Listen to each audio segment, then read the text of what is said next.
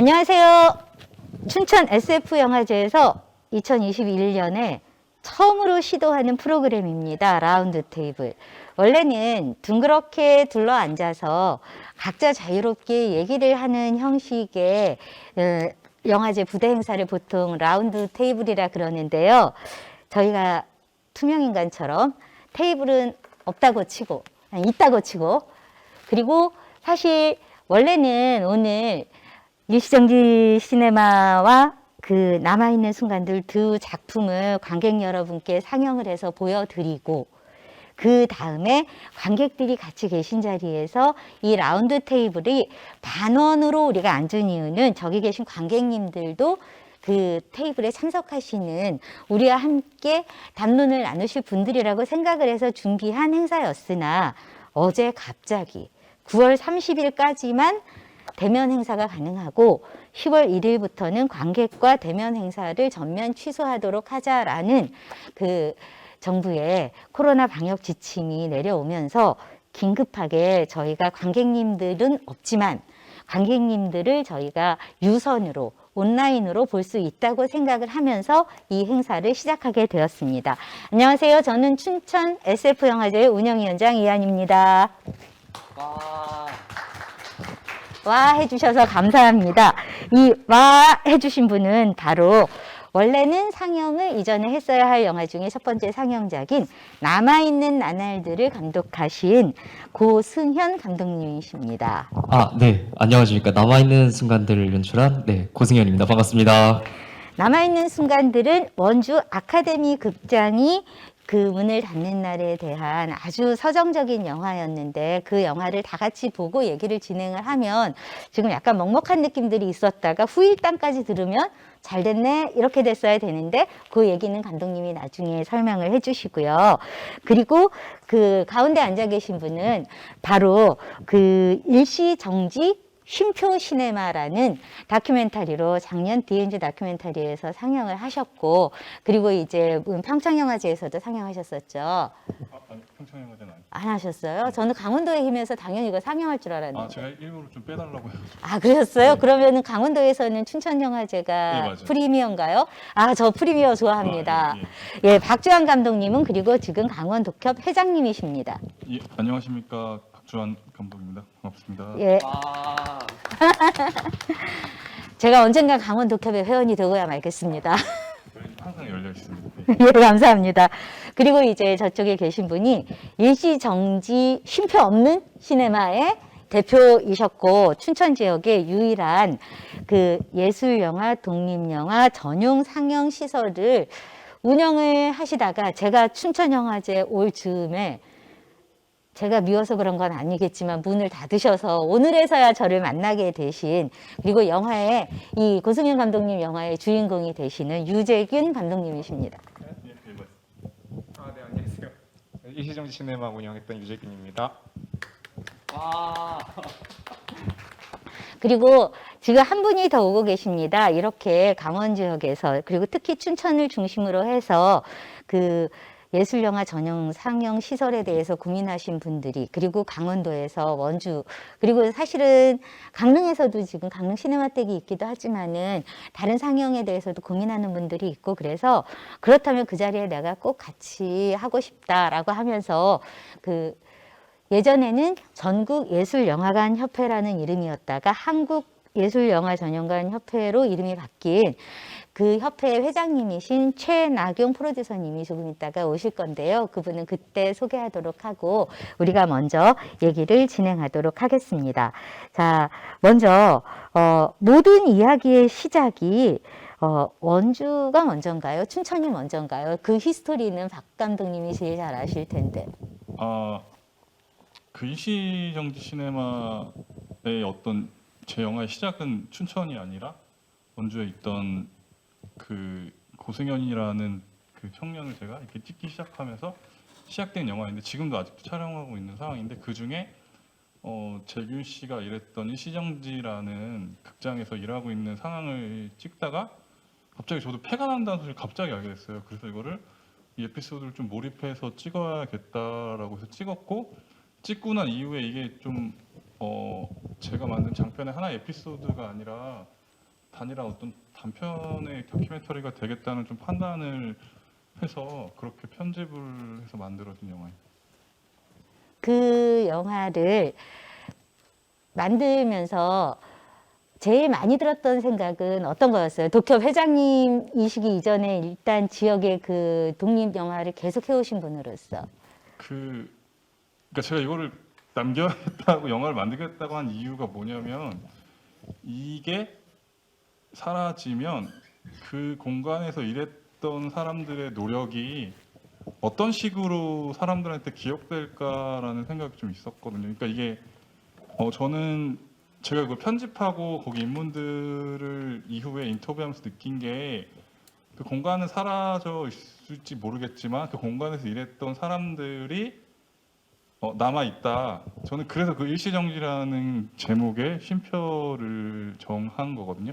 예. 그러니까 그 공간은 사라졌지만 그 공간에서 일했던 여러 가지 뭐 재균 대표님도 그렇고 고승현 감독님도 그렇고 다른 사람들이 그 이후에 그런 경험들을 살려서 다양한 활동들을 하고 있고 좀 더 성장을 할 수 있을 거라는 어떤 저는 그런 것들을 봤거든요. 그래서 그렇게 했던 거. 그리고 그 공간을 운영했기 때문에 지금도 이렇게 우리가 이 공간 여기에 모여서 그 이야기를 할 수 있는 거잖아요. 저는 그게 계속 이어진다고 생각하는 사람이기 때문에 그게 문을 닫았지만 사라지지 않았다고 생각을 합니다. 저는. 아, 예, 그렇습니다. 바로 그것 때문에 또 제가 영감을 얻어서 1년 후에 그 영화를 본 지 1년이 지나고 나서 이 행사가 기획이 됐으니까요. 자, 드디어 오셨습니다. 저 최나경 프로듀서님 또는 대표님, 회장님, 직함이 많으신 분이신데요.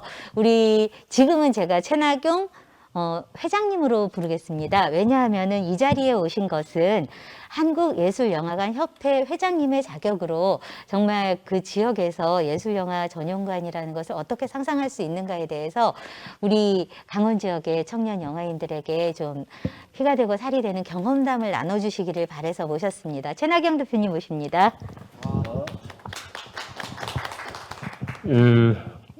한국예술영화관 협회라고 2017년 8월 달에 저희가 출범을 한 그 협회고요. 전국 지금 강원도부터 경상도까지 전국에서 이제 민간들이 하는 멀티플렉스가 아닌 독립예술영화관들의 모임이고요. 17개 극장이 있습니다. 그래서 저희가 2017년에 출범을 하긴 했었지만 독립예술영화관들, 예술영화관들 역사가 약 한 30년 정도 되기 때문에 역사도 다양하고 좀 운영 주체도 다양하게 하지만 모여서 이렇게 정기적으로 프로그램이나 또 내용을 공유하고 또 현안 대응 등도 하고 또 정책 준비도 하고 이렇게 하면서 이제 하고 있는 모임이고요. 그리고 당연히 그 저희 같은 성격을 가진 예술영화관들이 전국 곳곳에 다양하게 만들었으면 좋겠다는 바람을 가지고 있고 그래서 이제 춘천 쪽에서도 이제 그런 움직임이 있다는 얘기를 들었고요. 그리고 일시정지 시네마는 뭐 저희도 잘 알고 있고 또 3년 전에 부산에서 그 저희가 부산 영화제에서 주최했던 어떤 행사가 있었어요. 그때 와서 그때 같이 했던 분들도 저 앞에 했던 기억도 나고 그랬어요. 이게 같이 얘기를 나눌 수 있도록 초대해 주셔서 감사드리고요. 좋은 시간 속에서 제 경험 또 저도 궁금한 거 또 향후에 같이 할 수 있는 것들에 대해 가서 조금이라도 단서되는 그걸 찾아낼 수 있는 그런 자리가 됐으면 좋겠습니다. 고맙습니다.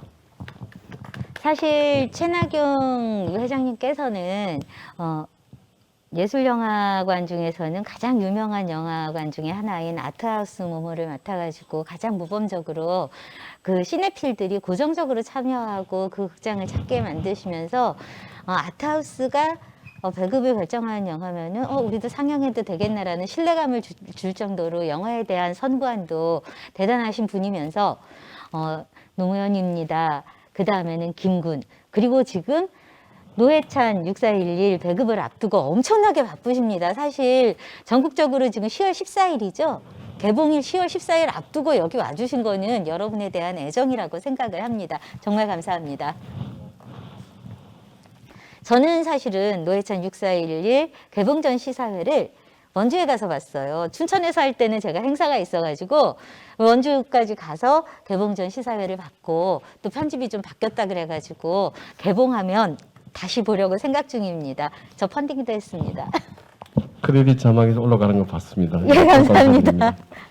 자, 그러면 이제 다시 아까 얘기로 돌아가서 바로 박주환 감독님의 일시정지 쉼표 시네마라는 영화를 제가 보고 DMZ에서 눈이 번쩍 뜨여가지고 그 영화를 보게 된 이유가 사실은 제가 그 전에 춘천영화제의 운영위원장으로 막 발을 디뎌서 온 게 작년 6월 중순이었습니다. 그리고 이제 7월 달에 사무국 진영을 갖추고 나서 프로그래밍을 막 해서 10월 15일 날 영화제를 시작을 하게 되는데 그러니까 3달 준비해서 영화제를 한 거였어요. 가장 중요했던 건 저는 독립영화를 모아 상영을 하는 영화제였고 작년에 국내 경쟁에서 독립영화 위주로 경쟁을 했기 때문에 모더레이터를 기왕이면은 지역에서 모시고 싶었어요. 그런데 일시정지 시네마 얘기를 제가 귀에 토시 서도록 들었기 때문에 당연히 일시정지 시네마에서 관객들과 지역의 시네필드가 얘기를 하셨던 유재균 감독님을 모셔다가 모더를 부탁하고 싶었는데 목소리도 못 들었습니다. 그랬는데 DMZ에서 그 프로그램북에서 일시정지 시네마를 봤을 때 그리고 그 영화를 봤을 때 아 저분을 올해는 꼭 뵙고 싶다 했는데 박지원 감독님이 남아있는 나날들과 이렇게 연결을 해주셔서 남아있는 순간들과 이렇게 연결을 해주셔서 그 순간들이 정말 저한테 귀한 기회가 되었습니다. 유재근 대표님 이제 좀 말씀 부탁드립니다. 아, 그 영화 안에 담긴 자기의 마이크 드시고요. 네. 네. 지금 닫은 지가 좀 돼서 예. 그 감흥이 좀 많이 휘발되는 상황인데요.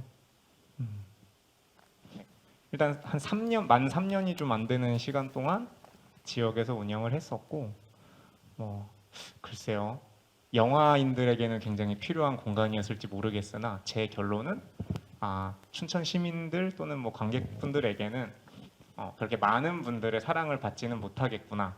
그런 생각을 많이 했었고 혼자서 이제 끌고 가기에는 힘이 좀 붙인다.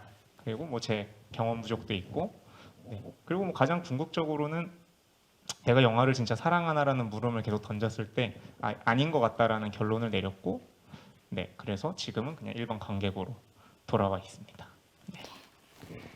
그 안타까움이 저는 느껴지는 게 왜냐하면 그 개인이 할 수 있는 일이 사실 아니거든요. 예술영화라는 건. 그 면에서는 우리 최나경 회장님이 하실 말씀이 있을 것 같아요. 개인적으로 그거를 3년을 끌어오셨다는 건 보통 일이 아닌데요. 엄청나게 대단한 일을 하신 거죠. 실은 저도 이제 지난 한국의 예술영화관의 역사가 95년 동성시네마텍부터 시작한다 그러면 약 한 30년 정도 됐죠. 대부분 이제 민간에서 먼저 시작했고 또 정부에서 2012년부터 일정 정도의 지원 정도를 하고 있지만 그 지원이 이제 아주 조금 정도의 수준이기 때문에 쉽지가 않고 이렇게 이제 일시정지 시네마처럼 또 전국에 이런 또 단체나 조직들이 많이 있잖아요. 활동들도 하시고 또 그런 협동조합도 최근에 이제 꾸려진 걸로 제가 알고 있고. 그런 부분들이 있어가지고 청년들과 혹은 개인들의 정말 이렇게 열정과 시간과 혼이 말하면 이렇게 뼈를 갈아넣는 정도로 여전히 예술 문화, 독립영화 문화가 지켜되는 거는 더 이상 하면 안 된다 생각해요. 네. 동감입니다. 그렇죠. 이렇게 30년 전에 대한민국의 공공 혹은 민간 도서관의 숫자와 지금 30년 지나서 숫자를 비교하면 꽤 많은 변화가 있었을 겁니다. 근데 30년 동안 이런 예술 영화 혹은 독립영화를 볼 수 있는 정도의 공간은 전혀 변화가 없거든요. 우리가 이미 영상문화라 시대라고 하는 게 80년 초였었어요. 근데 이런 어떤 과학으로 치면 기초과학 혹은 기초학문에 대한 것인데 기술 발전이라는 게 어느 정도 숙련된 거로 가겠지만 한 단계 뛰어넘으려고 그러면 반드시 기초학문이 들어가야 되잖아요. 그렇죠. 이렇게 유럽이나 뭐 잠깐 일본만 하더라도 기초학문 속에서 노벨 학상에 나오고 이런 부분을 보면 새로운 한 단계를 뛰어넘을 때 반드시 그게 필요하거든요. 저는 문화예술도 마찬가지인 것 같아요. 그런 상황 속에서 그러려면 결국 영화에서는 그게 오래된 클래식한 예술 영화라든지 새로운 미학을 시도한 예술 영화 혹은 그런 걸 시도한 독립 영화들이어야 되는데 그런 부분에 있어 가지고 우리 정책 당국, 정부, 심지어 시민들, 관객들 포함해서 관심이 별로 없는 것 같아요. 그냥 정말 노력과 열정이 있는 한 개인이 시도했다가 주저앉거나 시도한 정도 마치기 때문에 상당히 좀 더 이상은 그렇게 할 수 없는 지경에 봉착했다 생각하고요. 또 코로나 속에서 그런 일이 겹쳐지면서 이중 상황 속에서 지금 하고 있는 저희들도 전국에 한 17개 극장 또 독립극장 가면 25개 정도 될 텐데 아마 이제는 더 이상 갈 수 없는 지경 속에 있기 때문에 근본적으로 운영하는 저희들이나 또 관객들이나 우리 한국 정책 당국이나 시민들한테 좀 물어야 될 것 같아요. 대한민국에 기생충이 나오는 나라이고 세계 경제가 10위라는 대국에서 프랑스는 1000개 정도 있고 일본만 해도 300개 정도 있는 예술영화관이 또 그런 열정을 가진 사람들이 있는데 필요하지 않으십니까? 라고 물어보고 필요 없다 그러면 이제 그만해야 되는 것 같아요. 예. 그 면에서는 정말 저도 한때 그 예술영화관 협회의 회원이었지 않습니까? 저는 다행히 이렇게 민간이 하는 예술영화 전용관이 아니라 지자체에서 하는 예술영화 전용관의 관장 겸 프로그래머 일을 했습니다. 그런데 지자체에서 조금만 신경을 쓰면 적자를 볼 일이 없어요. 뭐냐면은 일단 지자체에서 멀티플렉스 상영관이에요. 예술영화 전용관인데 최하 98석, 최고 154석까지 있는 4개관이 있는 멀티플렉스 극장을 지자체가 임대를 한 게 아니라 매입을 했습니다. 그러니까 임대료가 나가지 않고 인건비와 그 시설비와 이런 것들로 나오는 돈이 지자체에서 1년에 예산을 3억 5천이 들었습니다. 그때 그 극장을 운영하는데. 그런데 결과적으로 저희가 관람료를 받아요. 그런데 또 예술영화 전용관은 관람료를 일반 극장보다 한 7, 80% 싸게 받거든요. 그래서 부금정산을 또 5대5로 합니다. 배급사랑. 그런데 그걸로 해서도 그리고 대관 사업하고 하니까 2억 5천 정도를 제가 다시 시에다가 반납을 합니다. 자부담 없이 하려고 했기 때문에. 그렇게 되면은 한 1억 정도만 더 있으면 되는 걸로 시민들에게 예술영화, 독립영화를 서비스할 수 있었습니다. 이거는 그러니까 공공사업으로 하는 거하고 민간이 어렵게 하는 거하고는 차원이 달라지기 때문에 저는 지자체의 지원 또는 정부 차원의 지원이 있어야 된다는 거를 협회에서도 제가 늘 미안했던 게 이렇게 민간에서 고생하시는 분들 앞에서 저희는 꽃놀이입니다. 그렇게 얘기를 했습니다. 그리고 그렇게 하면은 독립영화, 예술영화에 좋은 이유가 가령 대기업에서 하는 극장에서 아트하우스 사업을 하면서 퐁당퐁당 상영하잖아요. 아침 9시에 넣고 밤 11시 반에 넣고.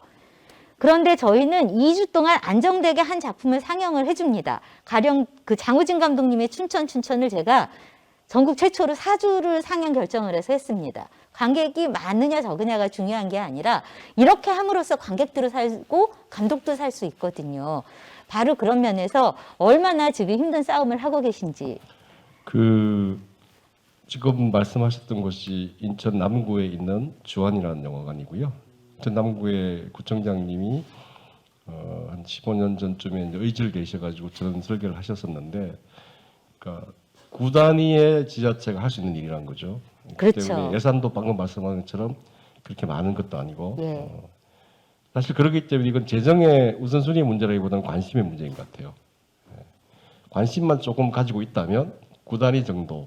에서 한 30만, 40만 대에 충분할 수 있는 일이기 때문에 관심이 없다고 보고요. 기생충이 되어지면 다 같이 그게 손가락을 얹어서 뭔가 한 것처럼 얘기를 하지만 대통령까지 나셨어서. 근데 실질적으로 구체적으로 파고들면 그 누구도 시작하지 않는. 아까 저희가 17개 극장이 있다고 말씀드렸는데 강원도에 한 군데 있습니다. 강릉에. 그리고 경상도에 한 군데 있어요. 창원에. 그리고 경상도 같은 뭐 울산광역시 꽤 높은 재정 자료들을 가진 곳이잖아요. 없습니다. 그리고 그렇죠, 없죠. 대구에 한 군데, 두 군데 있는데요. 그래서 대구에 있는 예술영화관에는 포항이나 경주 분들이 그 영화를 보러 가기 위해 보고 싶어서 토요일, 일요일 날 아침 일찍 오셔가지고 5편씩 보고 가지고 그러세요. 이런 현황입니다.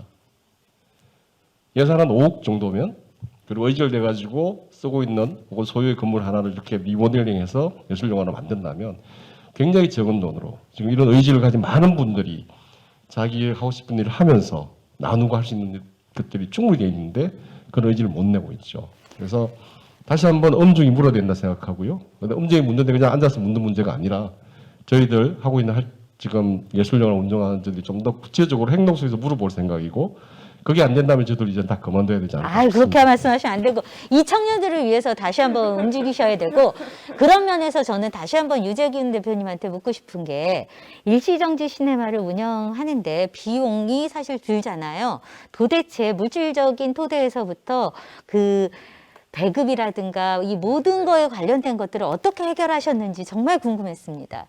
일단은 제 개인이 혼자 했다라는 건 사실 좀 오류고요. 저는 이제 사회적 경제 쪽에 지원을 받아서 예. 또 어떻게 보면은 뭐 공공의 도움을 받은 거죠. 그렇게 시작을 했고요. 애초에 시작할 때부터 저는 좀 사회에 대한 좀 그러니까 그쪽 바운더리의 활동가 분들과 그때 아주 친하게 지내고 있었고 그런 정보를 알게 됐고 이건 분명 사회적 문제다라는 이제 문제 정의를 하고 지원을 받았어요. 네, 뭐 인건비도 지원을 받았고 여러 도움을 받았어요, 사실. 네, 그렇게 시작을 했고요. 물론 뭐 그것만으로는 운영이 안 됐기 때문에 뭐 이제 다양한 다른 일들을 했고요. 배국 같은 경우가 사실 저도 힘들었던 게 저희는 뭐 늘 공공하게 말씀드리는 게 저희는 극장판이라는 서울의 이태원에 있는 그런 6석 규모의 그 극장을 모티브로 했고 제가 직접 가서 벤치마킹하고 뭐 이제 관계 맺으면서 시작을 했는데요. 그렇게 될 수밖에 없었던 게 영화 상영과 허가를 뭐 받을 수가 없는 그 지원금과 제 개인의 노력으로는 받을 수가 없었고 그 정도 규모의 뭐 공간을 만들 그 당시에 뭐 그런 뭐 생각도 할 수가 없었고 그래서 찾게 된 게 어떻게 보면 이런 대안 형태의 공간이었던 것 같아요. 근데 그렇다 보니까 일단 배급을 하는 데 있어서 어떤 신뢰 문제, 이게 뭐 정산을 어떻게 할 것인가, 통합전산망이 없는 상태에서 어떻게 할 것인가, 뭐 그런 문제도 봉착을 했고요.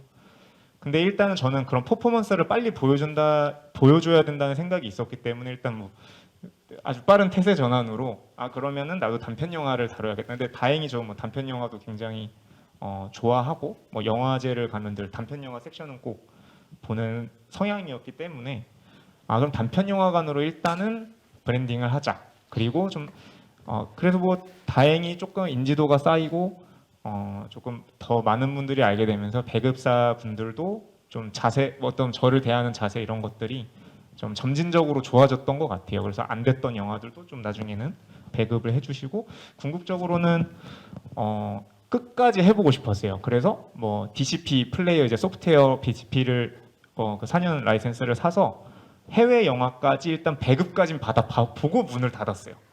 대안으로 여기까지는 할 수 있다. 와, 대단한 일을 근데 이제 하십니다. 문제는 이게 통합전산망이 가입이 안 되다 보니까 카운팅이 안 되는 거죠. 그래서 저희는 뭐 사실 늘 뭔가 이렇게 뭐 대표님도 같이 했지만 늘 읍소하듯이 이제 잘 부탁드리면 아이고. 좋은 일하는 청년들이고 지역에서 이렇게 힘들게 하고 있습니다.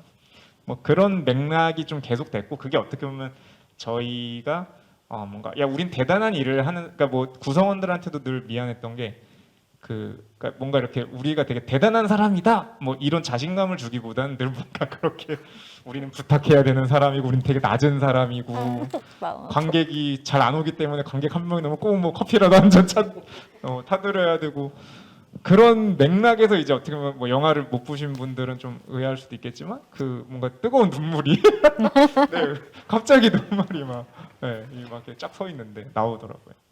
그런 뭐 우여곡절이 있었습니다. 그래서 뭐 말씀하신 것처럼 저는 사실 관객이 그러니까 영화의 여러 요소, 영화관 또는 뭐 영화의 여러 요소가 있겠지만 저는 어제는 관객의 방점을 찍고 했던 활동이었어요.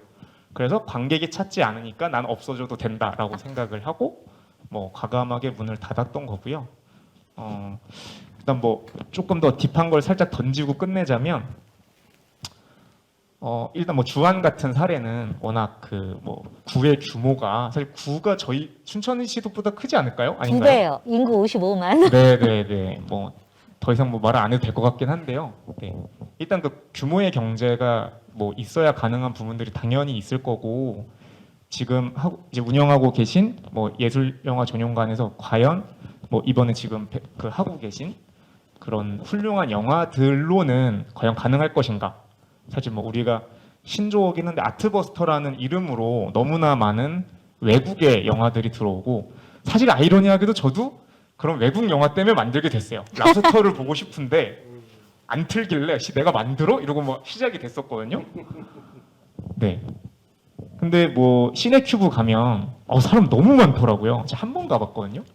사람이 너무 많아요. 근데 한국 영화는 안 틀더라고요. 네. 그래서 뭐 그런 관점으로 보면은 가능할 수도 있겠지만, 그럼 공공에서 춘천시에서 예술영화관을 만들어서 뭐 위탁을 주든 아니면 뭐 직접 운영을 하든 공익의 목적을 위해서 영화관을 만들겠다. 그 시민들이 이해를 할까요? 저는 라는 해본 생각이 경험으로는 듭니다. 네. 그렇습니다. 한국 영화 감독 중에 지금은 우리 장우진 감독님 정말 예술가라고 전 세계가 알잖아요. 그 뉴욕에서 그 4주 동안 그렇게 영화 상영할 수 있는 감독 우리나라에 처음입니다. 장우진 감독님이. 그런데 처음에 제가 전국에서 최초로 춘천 내가 틀게요. 4주 그랬더니 배구사에서 진짜요? 그러는 거예요. 예. 그랬더니 괜찮으시겠어요? 관객 없을 수도 있는데, 그래서 저는 빵빵빵은 안 찍습니다. 제가 그랬어요. 그러니까 빵빵빵이 뭐냐면은 회차도 0, 그날도 0, 그리고 그 영화 상영 기간 내 0. 가령 한국 독립영화 틀을 때 그런 경우도 있습니다. 그런데 그런 일도 없었고, 이게 뭐냐면은 이런 자신감을 가지고 할 수 있게 되는 게 예술영화 전용관 제도라는 게 있습니다. 영진이에서 그 지원을 하는 사업에서. 한국 독립영화의 상영의 쿼터 일수가 정해져 있어요. 그걸 지키게 되면은 관객도 훈련이 되는 겁니다. 관객이 나는 유럽 영화 좋아 이러다가도 한국 독립영화 한 번, 두 번 보고, 특히 관객과의 대화를 통해서 독립영화 만드신 감독님들 계속 관객이 만나게 되면은 감독 온다 그러면 무조건 와요. 이제 이 시네필들이 그렇게 되는 데까지 하는, 그걸 하려면은 사실은 지자체가 그 정도 버틸 동안을 키워줘야 되는 거죠. 네, 말씀을 드려도 될까요? 네. 일단 뭐 너무 저도 공감이 되는 말이긴 하지만, 일단 좀 순서가 이제 닭이냐 달걀이냐인 것 그렇죠, 같은데, 그렇죠. 뭐 공공이 무언가 뭐 쉽게 말해 돈을 쓰기 위해서는 뭐 당위성이 있어야 하고 명분이 예. 있어야 하잖아요. 네. 그래서 저도 어떻게 보면 제가 그 일련의 과정들을 하는 것들이 그런 당위성을 쌓아가는 과정이라고 생각을 했었고, 근데 아무래도 좀 미미하죠. 네. 뭐 18석 그 또한 채우지 못할 정도로 굉장히 뭐 미미했지만, 근데 과연 우리가 뭐 아까 말씀하신 그런 그 훌륭한 뭐 외국 예술 영화라도 일단 틀자. 근데 그것도 굉장히 전략적으로 유효할 수 있겠죠. 그럼요. 네. 저도 뭐 동의합니다. 예를 들어 관이 2개고 한 곳에서는 뭐 예술 영화를 계속 틀고, 네, 한 곳에서는 뭐 한국 영화를 계속 튼다던가, 뭐 그런 여러 가지 전략적이 있을 것 같은데, 일단은 그 시민들이 이런 영화에 대해서 접근을 한 경험이 많이 쌓여 있지 않은 상태에서 필요해. 일단 만들어 줘. 그러면 학습이 될 거야는 좀 계몽주의적일 수도 있겠다는 생각이 들고요. 네. 일단 사실 이 라운드 테이블 자리가 뭐 예전에도 비슷한 맥락으로 좀 있었던 걸로 기억이 나는데, 조금 너무 앞서간 것은 아닐까라는 생각도 들어요. 네. 일단은 시민들에게 이런 것들이 있다라는 걸 정말 저처럼 지치지 않는 어떤 뭐 지금 독협도 만들어졌지만 그런 활동들이 계속 이루어지고, 그 당시 저는 이제 강독협 활동을 안 하는데, 강독협이 만들어질 때 일단 주요 어젠다로 제 기억으로는 교육이 되게 중요한 것 같다라고 하고, 저는 사실 깜짝 놀랐어요. 이제 아예 밖으로 나오고 나서 그 교육이 너무나 잘 진행되고 성과물들이 이제 나오기 시작하는 거예요. 저도 이제 영상문화학과를 나왔는데, 영상문화학과에서 이런 퀄리티가 나온다고? 내가 전주영화제나 부산영화제 가서 본 것 같은 영화가 나오기 시작했네? 그래서 좀 되게 가능성을 봤거든요. 최근에 뭐 이제 그 후배들이 또 돈을 벌기 위해서 만든 프로덕션 사무실에 가서 그걸 보면서 되게 감격을 받았어요. 그러니까 이게 어떻게 보면 점진적인 단계인 것 같은데, 영화관을 만들자. 왜냐하면 일단 만들어 놓으면 어떻게든 될 것이다는, 과연 우리가 그 공익의 목적으로 돈을 받아서 운영하는데 당위성이 생길 것인가? 그건 좀 진지하게 다시 돌아봐야 된다고 네, 이 연사 외칩니다. 예. 그러면서 아주 자연스럽게 저는 고승현 감독님한테 질문을 드릴 수 있을 것 같습니다. 왜냐하면은 그 남아있는 순간들이 원주 아카데미 극장이 거기도 이제 문을 닫는 그 상황에서 그 오래된 단관 극장, 커다란 극장이 문을 닫는 날을 보여주시면서 박주환 감독님이 그 투어를 해주셨어요. 제가 원주 옥상영화제를 만나러 갔더니 저 원주 아카데미 극장 지금 지키기 운동을 하고 있는데 들어가서 보시겠습니까? 그래서 이제 그 옛날 극장 건물이 강원도에서 가장 오래된 극장이 원형 그대로 남아있다 그래서 거기를 이렇게 쭉 가면서 이제 하나하나 설명을 들었고 그때만 해도 좀 이렇게 절박한 상황이었는데 그 영화 이후에 후일담 들려주시죠. 결과가 해피엔딩이잖아요.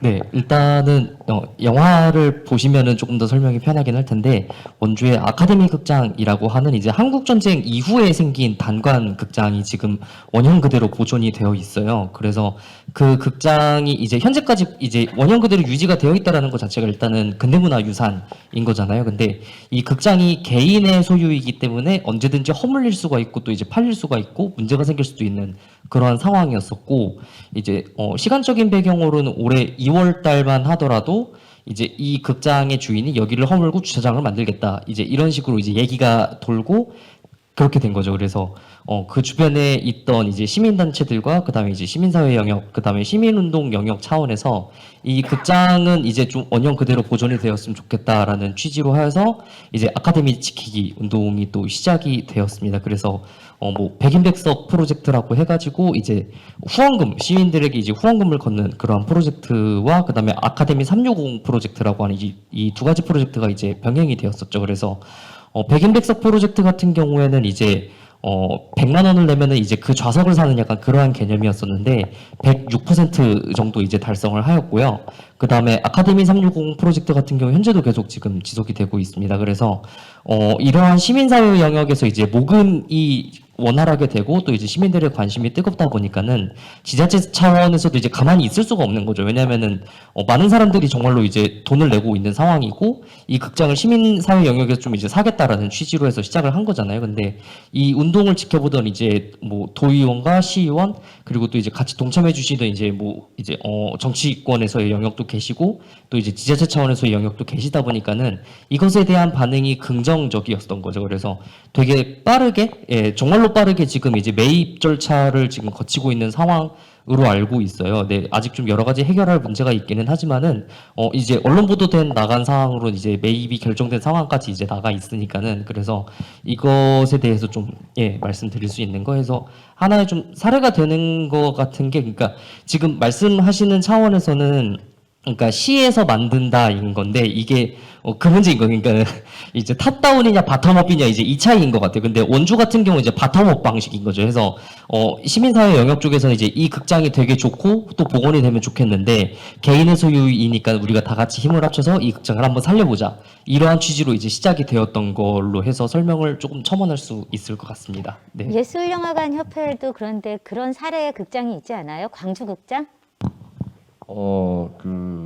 지금 춘천 아카데미 극장은 사실 저도 직접 가서 봤었고요. 뭐 이렇게 알기 위해서 본 게 아니라 제가 지난해 춘천에 원주에 그 토지보랑에 잠시 좀 거찰 일이 있다가 봤는데 몰랐어요 처음에는. 너무 멋진 극장이 있다. 저런 극장 아직도 남아 있구나 싶어서 이제 내려서 한동안 유심히 봤다가 다음에 이제 한다는 걸 알게 돼가지고 이제 바로 그거였구나 싶고 원주 시민들 굉장히 놀랍다라고 생각했었어요. 살려내는 일을 한다는 게 만만치 않을 텐데라고 했는데 결과적으로 그런 일이 있기 때문에 굉장히 중요한 사례가 되지 않을까 싶은 생각이 들고요.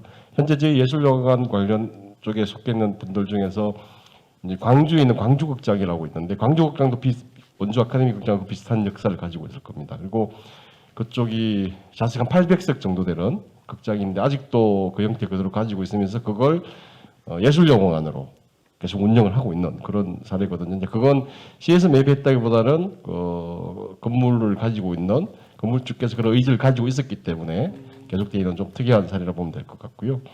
인천의 미림극장이라고 이제 저희 또 회원사 극장이 있는데 그쪽도 굉장히 이제 아주 옛날 극장이죠. 그 극장인데 그 건물 형태를 그대로 유지하고 있으면서 이제 이런 예술영화도 운영을 하고 있는데 아마 내년 정도까지 운영이 가능할 것 같고 오늘 아침에도 그분하고 통화를 했었는데 이제 새로 주인이 좀 바뀐 상황에서 이제 내년쯤 돼갖고 앞에 아파트가 들어서면 그걸 바꿔서 아마 상가로 갈 것 같은데 일단 그 원주 아카데미 사례를 보고 인천 그 시민들과 시민사회 단체에서 그런 또 운동들을 하고 있고 인천과 협의를 하고 있는 중인 것 같습니다. 근데 인천시도 조금 그 인천이라는 곳이 또 이렇게 특수한 구도심들을 많이 가지고 있는 곳이잖아요. 그래서 그런 구도심의 상징적인 어떤 공간으로서 의지도 있기 때문에 완전히 불가능한 것 같지는 않고 그런 것들을 하고 있는 정도 과정이 있다고 들었습니다. 네. 미림극장은 저도 인천에 있을 때 종종 갔었지만 프로그램 다양하게 하고 정말 운영을 잘하시고 있어서 제가 그때 박지원 감독님한테 말씀드리지 않았어요. 미림극장 한번 가보시라고 아카데미 보면서. 지금 그 원주의 아카데미를 보존하는 시민사회 영역에서 미림극장, 광주극장 같이 남아있는 극장을 투어했고 그리고 시민들과 함께 투어 행사를 11월 달에 좀 기획하고 있거든요. 그래서 지금 그 원주의 고민은 뭐냐면 공공이 이걸 매입을 했지만 어떻게 운영할지에 대한 정확한 안이 없어요. 사례도 없고 광주극장도 보니까 극장주가 그냥 이거를 역사적인 공간으로 남기겠다 결정해서 남아 있는 거지. 그리고 제가 거기서 찾아보니까 예전에 운영하셨던 분들이 아직도 남아서 운영을 계속 하고 계시더라고요. 광주극장 같은 경우에는. 근데 원주는 그게 아니다 보니까 어떤 방식으로 운영해야 되는지는 안이 전혀 없는 상황이라서 계속 학습하고 있고 공부하면서 찾아가고 있는 단계이거든요. 광주는 건물이 남아 있고 광주 극장이 예술영화관으로 운영한 지는 그 역사가 20년 정도 넘죠. 그래서 상당히 모범적인 정도의 사례로 하고 있고 그래서 관객의 숫자로 본다면 다른 근처에 있는 멀티플렉스보다 숫자는 적지만 광주 시민의 지지, 특히 광주 문화예술인들, 학생들 같은 부분에 있어서 열성적 지지층으로 본다 그러면 상당히 많은 그 탄탄한 토대 속에서 있는 것 같다는 생각이 듭니다. 그래서 저도 아까 그 나와서 좀 제일 궁금했던 게 그거였었어요. 저렇게 지켜낸 좋은 공간을 그러면 시민들과 함께 유용하게 프로그래밍을 할 수 있을 텐데 어떻게 활용할 수 있을까라는 생각이 들었고 그런 것들의 사례를 만들어 나가는 것이 굉장히 중요한 나중에 하나의 또 전형을 만들어내겠다 싶습니다. 이렇게 제가 지금 생각하고 있는 몇 가지 아이디어 중에 하나가 현재 예술영화관들을 뭐 예를 들어서 경기도라고 예를 들게요.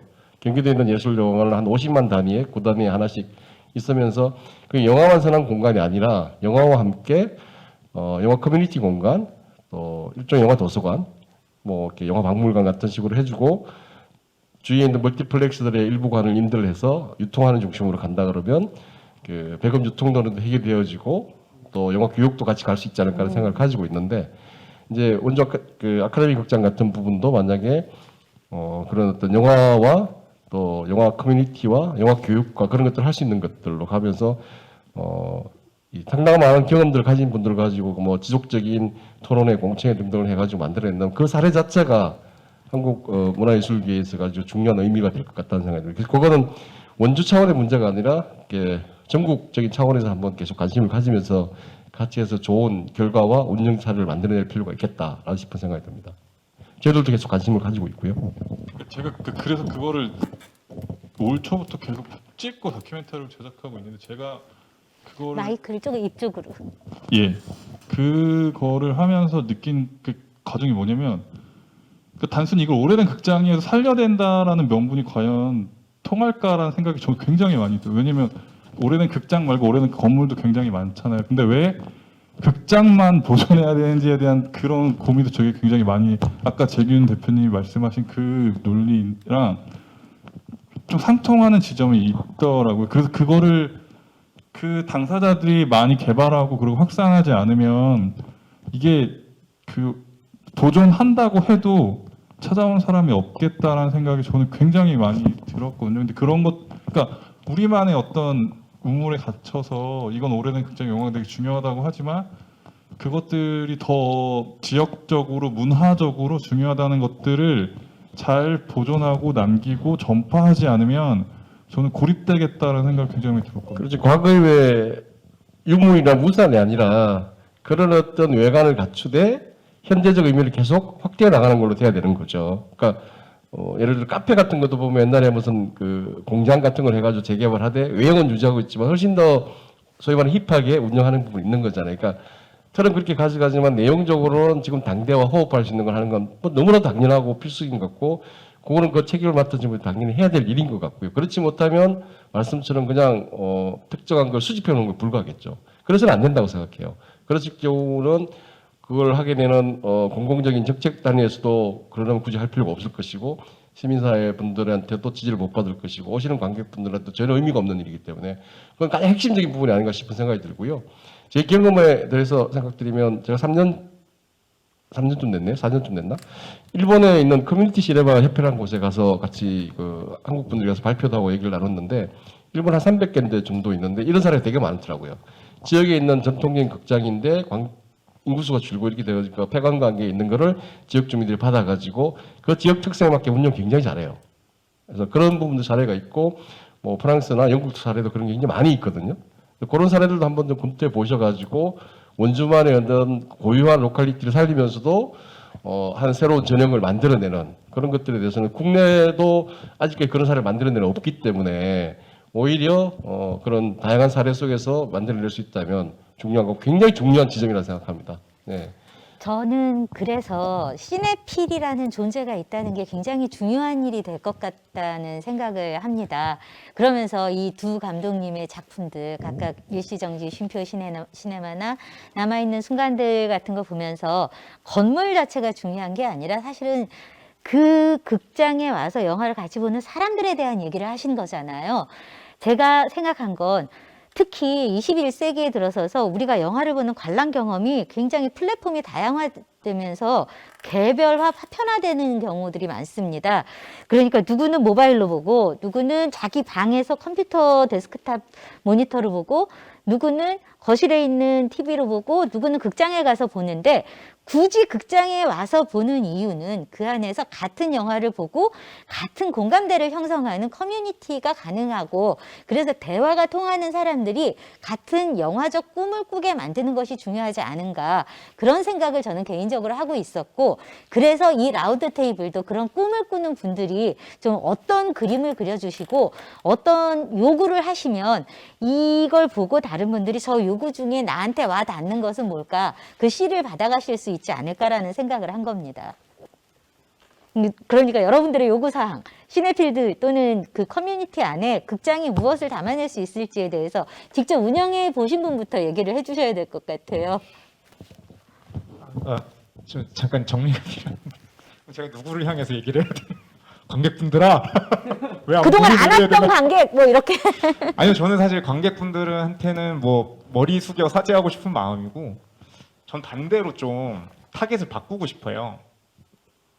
지금 저희가 얘기를 하면서도 결국 우리가 영화를 놓지 못하기 때문에 보이지 않는 것들이 있는 것 같아요. 그래서 뭐 지역 그리고 뭐 청년 뭐 이런 것들. 실제로 저는 이제 일시정지 시네마를 하면서 사실 뭐 개인적인 다른 욕망들 뭐 예를 들면 미디어 아트라던가 뭐 지역사회 여러 뭐 축제 기획이라던가 이런 것들을 할 수 있는 어떻게 보면 얘가 발판이 되어 주었거든요. 그래서 뭐 개인적으로 더 그런 죄책감 같은 게 좀 남아 있었었고 어찌 됐든 간에 그런 것들로 인해서 좀 바운더리가 넓혀지는 경험을 했고요. 영화는 너무 언어가 달라요. 네, 지역에서 네, 뭐 예를 들면 영화제는 꼭 이래야 합니다가 너무 강하고요. 네, 뭐 영화는 꼭 영화관에서 틀어야만 합니다. 그런 것들이 되게 많이 느껴졌던 것 같아요. 그래서 제가 영화관을 처음으로 이제 영화관을 괜히 했나라는 생각이 들었던 첫 경험은 뭐였냐면 전주영화제를 갔는데 그때 이제 처음으로 아이디 카드라는 걸 받았어요. 근데 참 알겠는데 제가 또 전주영화제 일도 했었거든요. 아주 어릴 때. 근데 처음으로 이제 뭔가 영화 관계자 뭐 이런 배지를 받고 이제 간 거죠. 근데 거기에 이렇게 술자리에 가서 이렇게 보는데 내가 이런 데 앉으려고 아니 뭐 특별히 뭐 어떤 이슈가 있었던 건 아닌데 그냥 뭔가 그 감독님들, 그 배우님들, 뭐 이제 뭐 제작하시는 분들, 뭐 되게 유명하신 분들, 근데 유명하신 분들이 뭐 어디서 유명한 거지? 영화 쪽에서 유명한 거죠. 네. 내가 여기 딱 껴가지고 뭔가 이렇게 구석에 앉아서 와 신기하다 하고 싶어서 이런 걸 한 건가? 정리를 하자면 뭐랄까 그러니까 영화인이라는 명함을 되게 내가 얻고 싶었나 보다라는 생각이 들었어요. 근데 그게 되게 허상인 거죠. 그래서 뭐 그때 뭔가 망치로 한 대 맞은 느낌이 들었고 그때부터 좀 되게 삐딱선을 타기 시작했어요. 예. 왜 우리 이렇게 권위적이지? 왜 영화인은 뭐 되게 막 어깨에 힘이 들어가 있지? 결국 관객이 없으면 영화는 물론 뭐 이건 진짜 달기냐 달걀이냐인데 영화 감독이 있어야 영화도 있고 영화가 있어야 감독도 있고 뭐 한데 그냥 저는 그 중에 취사 선택을 한 게 관객이 있어야 영화가 있고 영화관이 있을 수 있다였는데 그 모든 그 사고가 관객이 아니라 계속 이제 너무 뭐 감독, 배우 뭐 이런 식으로 맞춰져 있는 거죠. 어찌 됐든 간에 다시 돌아가면 말이 좀 길어졌는데 플랫폼이 되게 다양해졌잖아요. 그러니까 뭐 말씀하신 것처럼 그런 영화적 꿈을 꾸고 굉장히 중요한데 그럼 우리가 사람들에게 그게 왜 중요한지를 알려줄 수 있어야 한다고 생각하고요. 그걸 너네가 모르는 건 미개한 거야. 뭐 세게 얘기를 하자면 그런 건 아니라는 거죠. 그렇죠. 아니죠. 네, 영화를 틀지 않기 때문에 못 봤을 뿐이에요. 이 사람들은 전시관이 없어서 미술 작품을 많이 접해보지 못했으면 저는 원래 정선 사람이거든요. 그런 문화적 혜택을 전혀 못 받고 살았어요. 영화관이 없었어요. 저는 문화예술회관에서 이제 그 아주 그 낡은 돌고 돌아온 필름, 그게 아주 막 자글자글한 필름 1,000원 내고 가서 막 보고 했었거든요. 막 조폭마누라 막 이런 거. 그게 제 문화적 소양이었어요. 네. 물론 대신 뭐 천혜의 자원을 보고 자랐지만, 네. 그래서 조금 영화 또는 영화인, 영화관 이런 우리만의 좀 관점 같은 것들을 좀 많이 깨고 밖으로 손을 뻗어야 되지 않을까? 플랫폼이 늘어나고 영화가 지금 위협받는 상황이잖아요. 지금 모든 사람들은 오징어 게임과 DP 얘기밖에 안 해요. 네, 그건 극장에서 볼 수가 없습니다. 물론 요즘에 넷플릭스나 왓챠도 극장과 손을 잡고 참 이게 절실해지니까 손을 잡더라고요. 네, 막 왓챠가 안 생기고 뭐 넷플릭스 영화를 틀더라고요. 네. 그러니까 그런 상황에서 우리가 계속 영화는 소중합니다. 왜냐하면 소중하기 때문입니다. 이건 아니라는 거죠. 그러니까 아까 말씀하신 것처럼 관객이 없으면 영화관은 존재의 이유가 없어지는 거잖아요. 네, 그래서 좀 뭐 춘천 영화제에서 혹시 뜻이 있으시다면 그런 뭐 저도 정말 수없이 했던 말인데 관객 개발을 좀 많이 해주셨으면. 여러분 작품이 관객을 개발해 버렸어요. 지금 저희가 리부팅 춘천 독립 섹션 영화 오늘 상영했는데 매진이었습니다 이미. 그러니까 극장에서 상영할 기회가 없어서 그랬는데 그 영화를 보러 관객이 오셨습니다. 그래서 할머니가 두 분이 오셨어요. 그래서 무슨 영화 보러 오셨어요? 그러니까는 저 감독님의 기억들을 보러 오셨다는 거예요. 딱 찍어서 단편을. 어떤 일로 오셨습니까? 이제 또 취재원 기자가 물어봤더니 할머니가 내가 출연했어 그러시더라고요. 이런 또 즐거운 경험이 있는 그 역할을 영화제가 할 수는 있지만 영화제는 일시적이잖아요. 1년 준비해서 한꺼번에 딱 풀어놓는 거지만 1년 내내 뭔가 하려면은 상영 공간이 지속적으로 있어야 된다는 생각을 합니다. 그 면에서 저는 박주환 감독님을 올 초에 강원도에선 도대체 어떻게 해야 되나를 여쭤보러 만났을 때 저는 먼저 옥상영화제가 굉장히 좀 일을 잘하고 재밌어 보여서 좀 만나게 해주십시오 했는데 소개를 해주시더라고요. 그분들한테 또 하나 배웠잖아요. 굉장히 젊은 친구들인데 잘 하려면 가르치려고 하지 말고 우리 젊은 사람들 말을 좀 들어주셨으면 좋겠습니다라고 얘기했을 때 제가 좀 한 단계 성장이 됐다는 느낌이 들었어요. 아, 들으라는 걸 배웠구나. 말하지 말고. 근데 아직도 뭐 꼰대질을 제가 물론 할 수는 있겠지만은 그게 쉽게 안 바뀌잖아요. 나이 들면서. 그러나 저는 그 젊은 친구들이 우리가 하는 걸 좀 믿고 좀 들어주세요 라고 하는 얘기가 굉장히 좋았습니다. 박주환 감독님이 그런 역할을 잘 해주신다고 하는데 어떠세요? 독협 하시면서 이제 이 지역 전체에 대해서 이런 모든 거에 젊은이들을 좀 들어주시면 중간 꼰대? 제가 그 2018년부터 고승현 씨를 찍었던 다큐멘터리의 맥락에서 하고 싶은 이유가 그런 맥락. 그러니까 흔히 말해 90년대, 80 이거 되게 다른 얘기인데 상들이는 너무 많은 어떤 갇혀진 환경에서 했기 때문에 윗세대를 극복하기가 너무 힘든 지점이 많아요. 그러니까 윗세대는 저는 그런 생각을 하거든요. 해방 이후에 아니 전쟁 이후의 세대는 아무것도 없이 그냥 흔히 말해 어떤 단체 사무국장도 됐고 대표도 될 수 있었던 전 세대라고 생각을 해요. 근데 제가 아는 친구들 중에 시민사회단체나 이런 데 있지만 10년을 해도 그냥 팀장이에요. 위에가 나가지 않고 있기 때문에 그런 저는 상황들을 되게 많이 보고 저도 좀 있으면 마흔인데 저를 되게 자꾸 청년이라고 어리게 보는 거 되게 아이러니하다고 저는 생각하거든요. 왜냐면 윗세대는 그냥 성인이었잖아요. 고등학교 졸업하면 성인 대접해줄 그분들에 대한 어떤 그걸 인정해줬는데 지금 세대는 그냥 단순히 되게 저는 그래서 저한테 청년 감독이라고 붙이는 거 되게 싫어하거든요. 저는 그 프레임이 여성들에게 여성 감독이라고 붙인 프레임이랑 저는 똑같다고 생각해요. 그러니까 여성들이 어떤 여교수 이런 것들을 프레임하는 걸 싫어하는 것처럼 저도 청년이라는 단어를 어떤 상황에서 이제 너무 많이 남발하고 붙이는 거 굉장히 싫어하거든요. 왜냐면 저를 되게 미숙하다고 보기 때문에 저는 청년 감독이라고 붙인다고 저는 생각을 해요. 나는 그냥 영화 감독이지 무슨 청년 감독이야 이런 생각을 하거든요. 근데 여성들도 그런 말을 하잖아요. 나는 그냥 감독인데 왜 여성 감독이라고 주목하고. 근데 저는 이 세대의 문제는 청년의 문제는 넌 그런 지점 때문에 굉장히 너무 심화된다고 보는 지점이거든요. 같은 주체로서 인정하지 않고 좀 미숙한 사람으로 인정하기 때문에 말을 듣지 않는 거잖아요. 그래서 저는 오히려 이 세대한테 좀 되게 세게 얘기하는 것도 있거든요. 그 싸가지 없는 소리를 듣더라도 왜냐하면 그럴 필요도 있겠다는 생각 굉장히 많이 했어요. 여러 지점에서 왜 나도 성인이고 나도 생각이 있는데 왜 당신보다 미숙하고 어린 존재로만 보는지 모르겠다. 당신도 그냥 고등학교 졸업하고 성인 대접 받았으면서 왜 우리들한테는 그런 대화 안 해주냐는 저는 생각을 되게 많이 하거든요. 저는 그 기저가 제가 그 승현씨를 찍는 영화에서 가장 하고 싶은 이야기이고 그게 이 어떤 근데 제가 아이러니하게도 강원도는 그런 기반이 없기 때문에 그러니까 이 재균 씨나 승현 씨나 제가 빨리빨리 성장할 수 있는 거예요. 위에 윗세대가 없기 때문에 누굴 극복하거나 뚫고 나갈 세대가 없이 그냥 저는 영화 한 편 만들었는데 그냥 독협 대표가 됐거든요. 그게 아이러니한 상황인 거죠. 위에 그게 없기 때문에 윗세대가 없고 누군가를 극복해야 될 대상이 없기 때문에 그냥 유일한 사람이 계속 되는 건데 저는 그래서 되게 조심하는 게 나는 빨리 빠져야겠다. 이걸 많이 누리지 말고 빨리 빠지고 윗세대가 계속 할 수 있는 기회를 제공해줘야겠다는 생각을 계속 많이 하거든요. 그러니까 제가 강원도에서 했기 때문에 대표도 하고 주목받지 아니 다른 지역에 했으면 나는 어쩌면 뭐 중간 단계에서 계속 뭐 이렇게 막내 생활만 할 수 있지 이런 생각을 굉장히 많이 하거든요. 근데 저는 그런 것도 되게 좀 고민을 했으면 좋겠다라는 생각을 하거든요.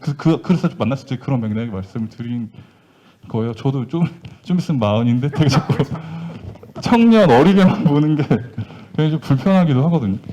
아마 그런 면에서 우리 최나경 회장님은 나는 만년 청년인데라고 생각하실 겁니다. 사실 굉장히 중요한 얘기를 하신 것 같아요. 그건 영화뿐만 아니라 우리 한국 사회에서 가지고 분명히 이제 존재하는 문제이니까. 근데 그게 이제 해결책을 어떻게 해야 될지도 굉장히 깊은 성찰이 필요하다 싶은 생각이 들고요. 당장에 지금 한국 영화계를 보더라도 영화제에 지금 여전히 핵심적인 위원장이나 의사결정권자들 같은 경우에 이 세대들이라고 표현을 하시는 걸 자른다면 지금 한 60이 넘으신 분들이 꽤 있으신데 여러분 부산영화제를 얘기해 볼까요? 부산영화제 같은 경우 그분들이 처음에 부산영화제를 만들 때 32, 33이셨어요. 그분이 맨땅에 시작한 거죠. 30년이 지나니까 이제 그렇게 됐고 있는데 제일 좋은 것은 그분들의 지혜와 경륜과 경험이 자연스럽게 다음 세대에 넘어가시면서 그걸 받아가지고 가는 어떤 흐름을 만들어내는 것일 텐데 아직까지는 저희가 그 단계까지는 못 간 것 같아요. 영화제이든 영화계이든지 간에 영화제다 그렇다면 뭐 주요한 영화제 분들은 오히려 뭐 부천 영화제도 비슷하고 전주만 하더라도 좀 인위적인 속에서 물갈이가 되고 있는 편이 있다면 그것도 그렇다면 또 한편 제작 쪽을 보더라도 제작 같은 경우도 90년대 초중반에 나왔던 일군의 제작자들이 30대 중반, 40대 초반의 제작자들 지금 60이 갓된 그런 분들 이름 들으면 알만한 분들이 그때 그 윗세대 전통적인 영화 제작가들 김지민 선생님이나 이런 분들이 가지고 한번 들이받았죠. 쉽게 얘기하면 그렇게 하면서 한번 판을 바꾼 적이 있었는데 이제 그분들이 그 위치에 도달해 있는 거예요. 근데 그 다음 밑에 세대들이 있는데 그분들이 긴장과 갈등 상황에는 분명히 있지만 그 정도로까지 들이받으면서 판을 바꿔내고 있지는 못해요. 또 마찬가지로 그 위에 가 있는 그분들이 스스로를 성찰하면서 그걸 바꿔주고 넘겨주고 하는 어떤 문화를 못 만들어내고 있는 것 같아요. 기량과 갈등해 있지만 자연스럽게 존중해주고 자연스럽게 인정해주고 하는 문화 속에서 가는 어떤 흐름을 아직까지는 한국 영화계가 만들어내고 있는 상황은 아닌 것 같다. 그분들이 40대, 30대 중반에 그걸 할 때만 하더라도 지금쯤 되면 그게 자연스럽게 만들어질 거라 생각하는 건데 그 지점에서는 개인적으로 되게 고민이 되는 지점이 있어요. 이게 우리가 가지고 있는 일천한 경험의 문제인가? 아니면 이거는 인간사의 속성인가? 하는 어떤 성찰이 필요하다라고 싶은 생각이 듭니다. 그래서 그런 데 대해서는 가장 바람직한 방법은 그렇게 되겠죠. 적당한 때 적당한 경험을 물려주고 또 새로 받아가지고 우리 사회가 자연스럽게 흐름이 돼야 되는데 뭐 그건 영화계뿐만 아니라 우리 사회 전반적인 문제인 것 같다는 생각이 들고요. 근데 또 하나는 꼭 드리고 싶었던 부분은 관객이 정말 필요하다 생각하는데 뭐 연극 같은 경우는 중요한 구성 요소 우리가 요소 그럴 때 관객을 반드시 관객의 이 연극의 구성 요소로 아예 생각해 버리잖아요. 영화도 마찬가지거든요. 그런데 이제 관객이란 어떤 뭉뚱그런 개념 속에서 모든 관객이 균질적이라 생각하지는 않아요. 그럼 어떤 관객이냐고 한번 물어보고 싶다는 생각이 들거든요. 그러면 우리가 관객이 와주십시오라고 할 때, 관객을 만들어야 된다는 생각할 때 어떤 관객일지? 우리가 만나고 싶어하는 관객은 어떤 관객일까? 그리고 많은 관객이 보는 영화가 좋은 영화가 아니라는 건 여기 계시는 분들과 이걸 보고 있는 분들 다 동의하잖아요. 그게 제일 좋은 영화가 1000만이 본 영화인가? 그건 아니거든요. 100만이 본 영화일 수도 있고 랍스터처럼 많이 본 영화도 있을 수도 많아요. 그럼 그 속에서 그 관객 수 1000만이 혹은 10,000명이 100명이 본 영화에서 관객도 관객이에요. 그럼 1명의 관객과 10명의 관객, 100명의 관객에서 우리가 관객이라고 뭉뚱그릴 수 있을까? 그럼 우리가 만들어야 될 관객은 누구일까? 어떻게 만들까? 이런 고민으로 좀 더 확장했으면 좋겠다라는 생각이 듭니다. 예, 그래서 저희가 얘기를 하다 보니까 무관객이라서 빨리 끝낼 줄 알았는데 지금 막 얘기가 열이 오르니까 우리가 내년 후년에도 또 해야 될 것 같고 일단은 여기 자리도 파하고 또 다음 영화를 보러 갈 분은 보러 가셔야 되고 다음 만남이 있는데 그 전에 각자 마무리 발언으로 원래는 이게 지역에서 독립예술영화 전용관을 상상하면 우리가 무엇을 할 수 있을까 해서 거의 그 세계관 얘기와 이 세대론 얘기까지 다 나와버렸습니다. 그만큼 극장이란 공간이 사유의 지평을 좀 다 혼합적으로 담고 있는 것 같은데 고승현 감독님부터 순서대로 한마디씩 하고 이 자리 마무리하도록 하겠습니다. 네. 우선은 관객이 중요하다는 사실은 충분히 동감을 합니다. 예, 영화의 완성은 관객이라고 생각을 하고요. 그 다음에 애초에 얘기하려고 했던 것이 마침 또 춘천의 독립예술영화관을 상상하며인 거잖아요. 그래서 일시정지 시네마에서 프로그래머로도 이제 일하면서 느낀 것은 정말로 뭔가 이제 민이나 관이나 또 이제 학이 같이 하는 뭔가 거버넌스가 하나 있었으면 좋겠다. 이런 부분이 좀 가장 컸던 것 같아요. 그리고 원주의 사례를 현재 지금 만들어 나가는 과정에 있는데 이러한 이제 뭐 여러 가지 사례가 있겠지만은 정말로 이제 이 영화관이라는 것이 있는다뿐만 아니라 지속 가능성을 가지고 존재한다라는 개념까지 좀 생각을 해봐야 될 것 같아가지고 이러한 부분으로서는 춘천 지역 사회에서의 이제 뭔가 시민사회 여론은 어떤지 그런 것도 한번 좀 생각을 해보면 어떨까 그렇게 생각을 합니다. 그래서 또 지금 춘천영화제가 춘천에서 또 굉장히 열심히 잘 해주고 계시니까는 뭔가 이것을 주축으로 그리고 또 이제 창작자들도 있으니까 뭔가 이러한 영화인들이 함께 좀 더 상상해 나갈 수 있는 시간이 조금 더 많아지면 좋겠다라고 말씀을 드리고 싶습니다. 네, 고맙습니다. 박지원 감독님. 그러니까 아까 막 지금 대표님도 그렇고 최재근 대표님도 그렇고 관객의 말씀을 되게 많이 하셨는데 저도 관객도 굉장히 중요하지만 그 춘천영화제도 그렇고 신영화제도 그렇고 이렇게 당연하다고 존재하는 것들을 지키기 위해서 하는 사람들이 있거든요. 저는 그 사람들을 꼭 잊지 말았으면 좋겠어요. 제가 영화를 만드는 이유 신영도 그렇고 최재근 대표님도 그렇고 뭐 솔직히 영화 준비하는 거 진짜 힘들거든요. 정말 막 해야 될 것도 많고 어제 그리고 갑자기 막 정부에서 코로나 때문에 뭐 이거 다 하려고 해서 아마 되게 멘붕이었을 텐데 그런 것들을 유지하기 위해서 노력하는 사람들을 인정해달라고 알아달라는 건 아닌데 그런 존재가 당연하진 않다라는 것들을 조금은 알아주셨으면 좋겠어요. 저는 왜냐면 이게 이 지역에 이 영화 보고 상영하고 하면서 저는 그 스태프들이 계속 보이거든요. 저 스태프는 이걸 위해서 얼마나 많이 노력을 그렇죠. 했을까 이런 생각을 많이 하는데 그 여러분이 당연하다고 생각하는 것들이 한순간 멈출 수도 있다는 것들 근데 그게 여러분의 무관심 때문이라는 거를 조금은 알아주시면 좋겠다는 생각을 전 늘 하거든요. 정말 큰 뭐 것도 바라지 않아요. 그냥 고생했다 한마디 이런 거에 사람이 되게 힘이 얻잖아요. 되게 인간은 원래 그런 존재잖아요. 뭔가 그런 것들 조그만 관심을 좀 더 주셨으면 좋겠다는 생각이 드네요. 감사합니다. 어쩌면 이 말씀이 저를 움직인 거예요. 사실은 일시정지 쉼표 시네마라는 영화 안에서 그 모습을 봤을 때 저분 나는 춘천에 온 이상 꼭 만나야 되겠다. 그래서 제가 좀 이렇게 약간 스토커처럼 매달린 거죠. 정말 그렇게 해서 영화가 또 그 사람의 다친 마음도 열어줄 수 있구나. 저는 그렇게 생각을 합니다. 유 대표님, 제가 일방적으로 짝사랑을 했었으나 이제 우리 영화제에도 사랑을 좀 보내주시면서 마무리 발언 부탁드립니다. 네, 저는 이제 영화계를 떠났기 때문에 네, 혹시 뭐 바깥 시선이 필요하시면 또 찾아주시고요. 일단 뭐 영화의 힘을 다시 한번 느낀 것 같아요. 이렇게 영화를 만들어 주시고 출연도 하고 울음 연기도 하고 네, 이렇게 또 고승현 대표님과 다시 또 이런 형태로 재회를 하게 되고 네, 그래서 뭐 관객분들도 영화를 좀 더 많이 사랑해 주셨으면 좋겠고 왜 이렇게 사람은 공간에 이렇게 욕심이 날까요? 네, 공간 있으면 좋은데 아까 고 대표님 말씀해 주신 것처럼 진짜 생기고 운영이 되려면 또 말씀해 주신 뭐 도대체 관객을 좀 추상적인 그 관객을 구체화하는 작업, 데이터를 모으는 작업, 시민들에게 이걸 어떻게 캠페인할 것인지 이런 좀 복합적인 것들이 좀 선행이 돼야 그 다음에 좀 네, 저 지금 뭐 상상이 사실은 잘 안 돼요. 네, 그냥 또 텅 비어 있을 것 같고요.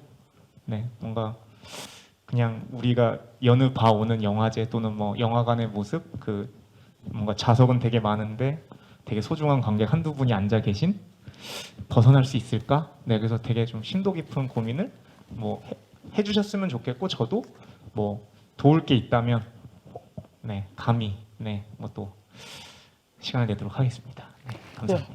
그리고 이제 마무리로 우리 최나경 대표님 그 고난의 십자가를 몇십 년을 지어 오셨는데 이 또 젊은 분들이 고민을 하고 있는 거 보면서 감회가 새로우실 것 같습니다. 마무리 발언 부탁드립니다. 뭐 이게 어렵고 힘들게 왔다라는 생각은 전혀 들지 않고요.